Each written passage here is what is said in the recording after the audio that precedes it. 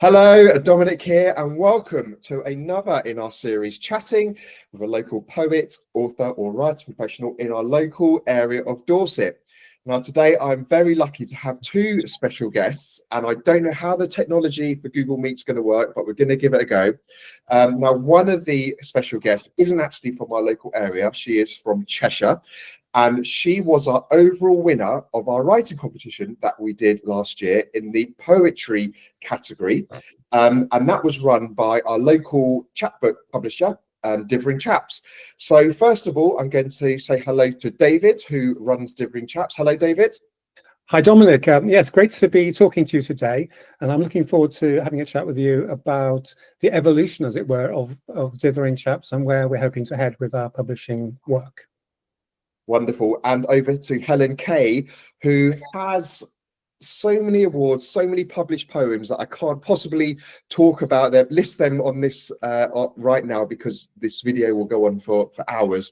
But just to give you a quick snapshot, not only did she win the poetry category in our Bournemouth writing competition, but she was also she also won the Leeds Poetry Peace Prize this year, as well as the Cheshire Prize for Literature, and she also curates the website dyslexiapoetry.co.uk for people who have dyslexia or other forms of neurodiversity. So welcome, Helen. Welcome to sunny or rainy Cheshire. Delighted to be here. Great to have you. So let's start with you, David. So give us a little bit of an overview of Dithering Chaps and how you chose Helen to be the overall winner. Right, Dominic. Yeah, well, what happened was I'm a poet myself, and I've been writing quite seriously for a decade or more.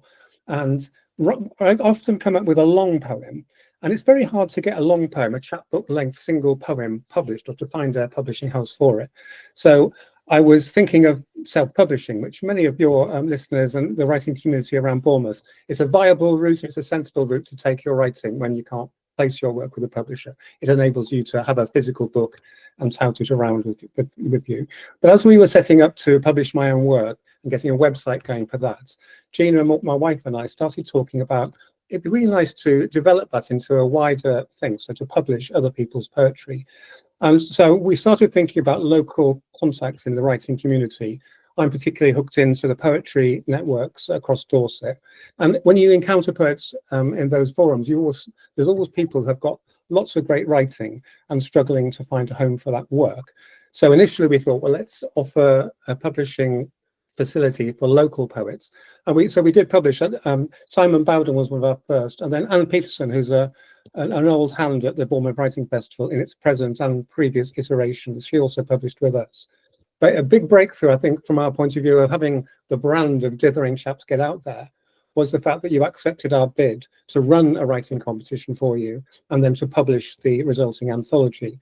And that's kind of where the Helen connection comes in, because not only was she the kind of best poet of the crop that entered, and there were many hundreds of entries to your competition last year, Dominic, she was also, all the writers, whether flash fiction or poetry, sent stuff into Dithering Chaps, and it was her writing that came to the top as the one that we thought was best.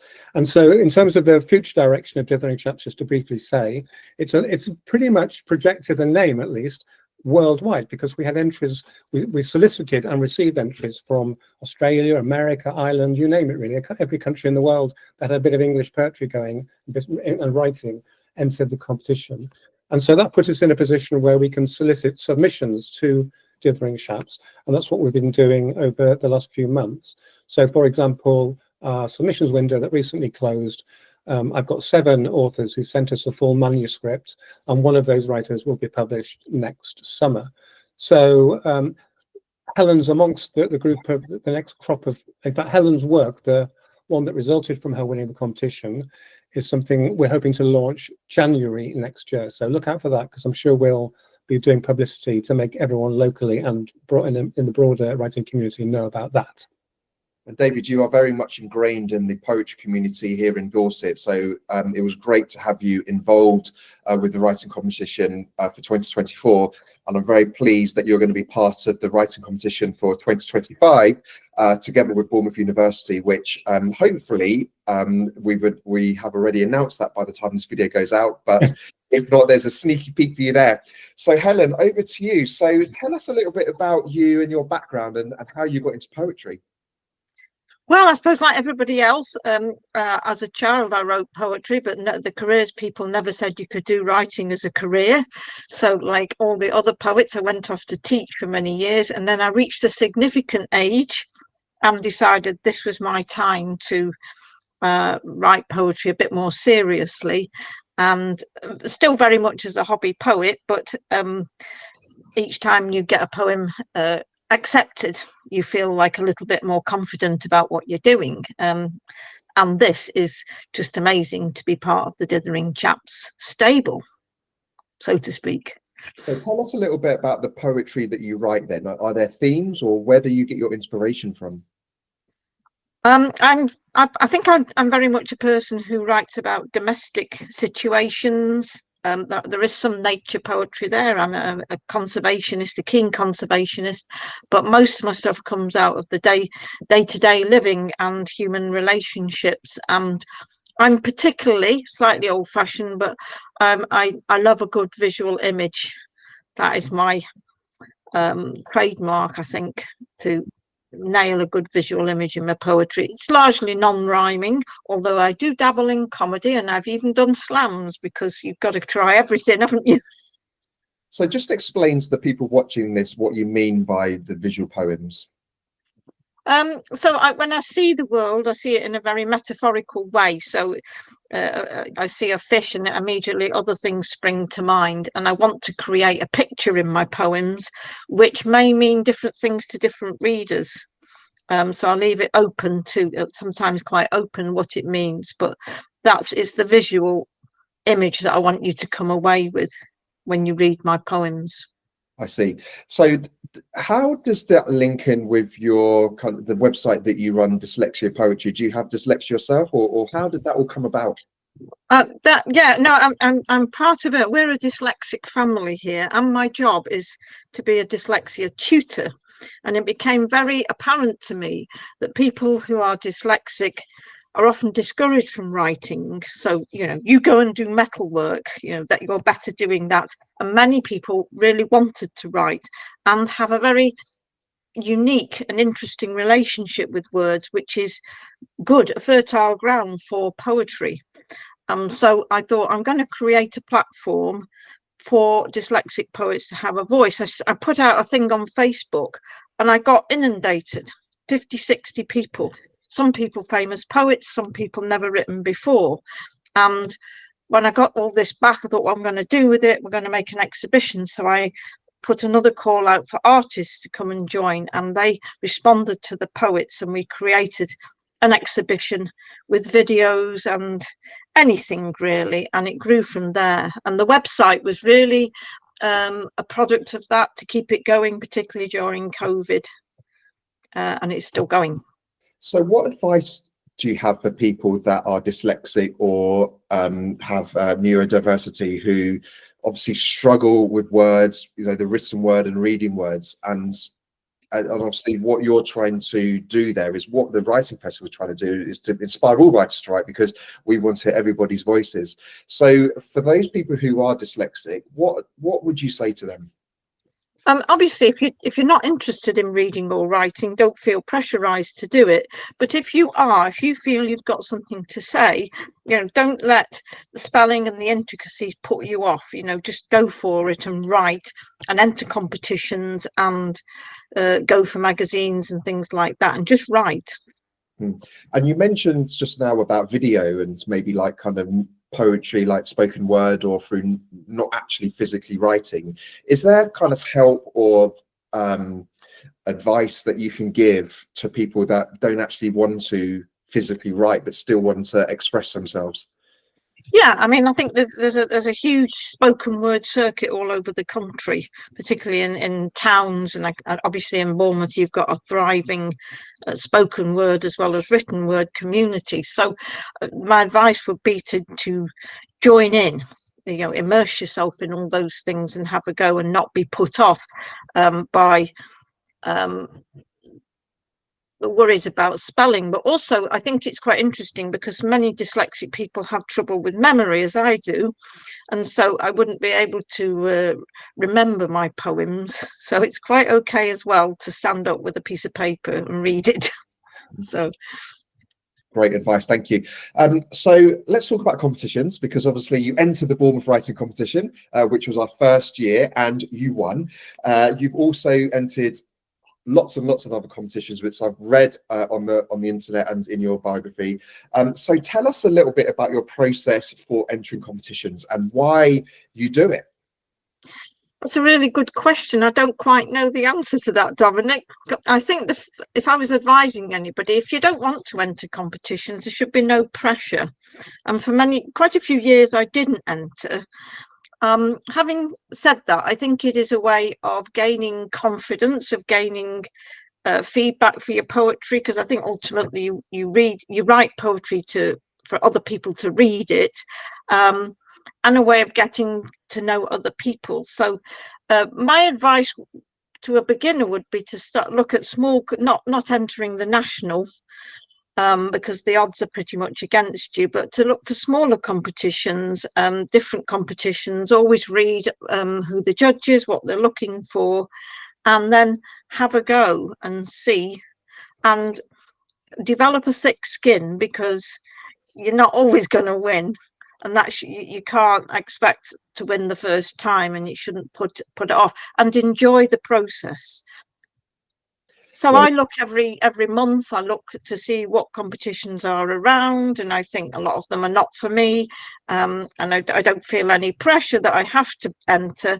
But then sometimes I think, yes, this is really inspiring, like Lines in the Sand. I thought, yes, I have.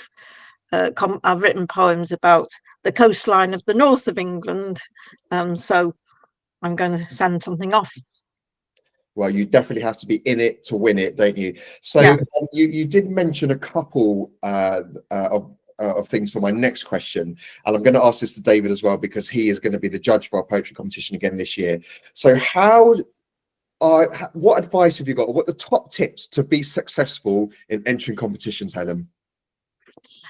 The top tips to being successful are: make sure you read and reread your poem, check it before you get in, make sure you read the rubric of the competition, look at the judge, and I suppose try to look at your poem as if you were a stranger and think, would this catch the eye of somebody else? So I think that's my main ones. And just before I ask David that same question, Helen, I just want to ask you, when you see a competition, do you write a poem specifically for that prize, or do you have like a library on your shelf which you think, oh, that one would work?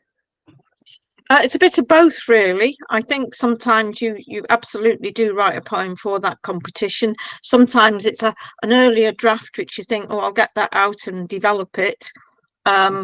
And then very occasionally you get one. If it's an open competition, you could be sending one that you've written last year or 2 years ago. Okay, David, back to you then. So you are going to be the judge again for the poetry category in the writing competition that we're doing with Bournemouth University this year. So from the horse's mouth, the judge's mouth, how it's watching this, who are going to enter, how are they going to be successful? Well, all the things that Helen has just said, they're all perfect responses to your question. So listen to what Helen's saying. You can't go far wrong. It's interesting because in the Lines in the Sun competition, we were operating effectively as a judging sift. We were choosing the entries that would go forward to other judges. And then this year, it's the other way around. We're receiving the long list, and we'll be judging the best amongst those. And I think the two sides of the process are both important to consider, because a lot of competitions do, as we are, do a judging sift first. So you've got to get your poem onto the long list before anything else. So all the things that Helen said are completely right. I think you're trying to put a poem forward that has a little bit of magic in it. So you may be the kind of poet who writes a sequence of poems, and the meaning and the metaphors you're developing extend through a lot of writing, and those poems may not grab the attention of a judge. You've got to have something that does that. So, for example, several poems we chose that were successful in the lines in the sand used the shape of the poem on the page just to grab the judge's attention. I'm also going to explain another thing that I think was relevant to Helen's success. If I may, Dominic, I'm just going to read the beginning of the entry that she has got published in Lines in the Sand. I think it doesn't need much explanation why it grabbed us as the sifting judges and indeed the final judges for the competition. But it's exactly what Helen said about her process, that she's looking for visual metaphors or images that she can then transform into something else. So her poem is called On Hilbury Island, West Kirby, and it starts like this. When the Triassic waves shaped Hilbury, they made a playground for flowers that sip a poet's sun. A giggle of bird's foot trefoil lights up sandstone layers, waves a warm welcome to the skitter of visitors. Now, that doesn't really need much explanation for why that's so good and so powerful. But as a judge, what I often do, often on a screen, is I highlight punchy phrases that really caught my eye, and almost everything in there, but in particular, a giggle of bird's foot trefoil highlight that was just caught my eye. And for the sifting stage, then, if you get your judge to go, yes, that's got poetic heft to it, it's in my long list. That's probably all you need to do there. And then to get to be the one that's selected from the judges, it's as my role this year to pick up the winner of all the great entries that we'll be receiving. This is another thing that Helen is doing so well. So her poems include these highlight moments, like the giggle and all those phrases that I was just reading out. But it's sustained across a piece of 30 lines, and it's not just showboating and showing off the brilliance of your poetic metaphor. It's creating it smoothly in a piece of writing that has a kind of whole. It holds together well. So it's something along that. So it's quite a difficult thing. And I'm like Helen, so to win a competition, I've entered many, and I've entered the big ones, and I've never heard back. So I think it's very much about the scale. And the Bournemouth Writing Prize is currently towards it's not by any means the smallest competition, but it's towards the smaller end of competitions, and will grow year by year.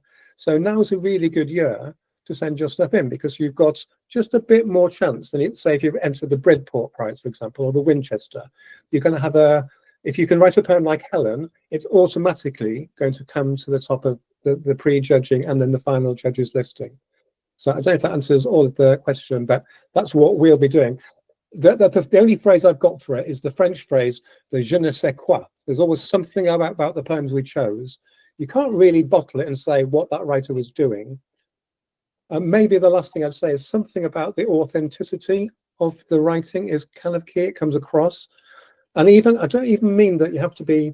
Helen, for example, has written poems. She's written poems about a vegan wife in some of her poems that we've been reading. And the poem's so authentic that when we booked a restaurant for meeting up with Helen, we booked a vegan restaurant. And of course, Helen says, no, I'm not vegan. That's just one of my poetic projections. And I think that's another, the voice that you create in your poem has that authenticity, that you believe it.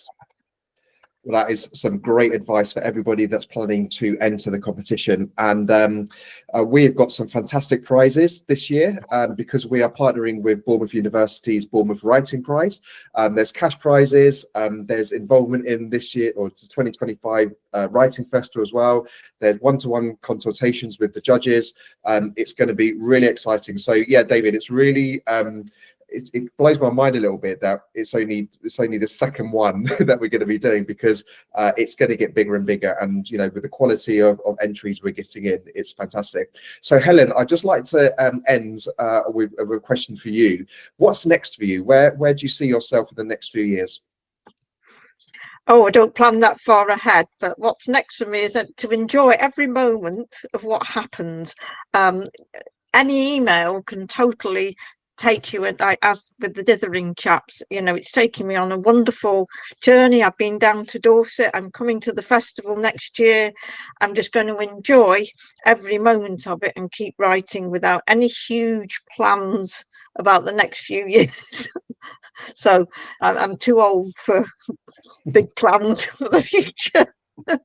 Well, we wish you all the very best of luck with all the competitions that you enter and everything you do in the poetry world. And David, thank you so much for joining us today, and so looking forward to working with you again on the next iteration of the writing competition that we're doing with Dithering Chaps and Bournemouth University. Can I, Dominic, before I go, can I throw in a little plug? So the book before, the one that Helen's writing, we're publishing this and launching it next week. It's From There to Here by Louise Walker, who's she's not Dorset based, but she's locally based, and she's been seen at many of the poetry events around here. And of course, I want to reiterate that Helen's book will be published by Dithering Chaps early next year.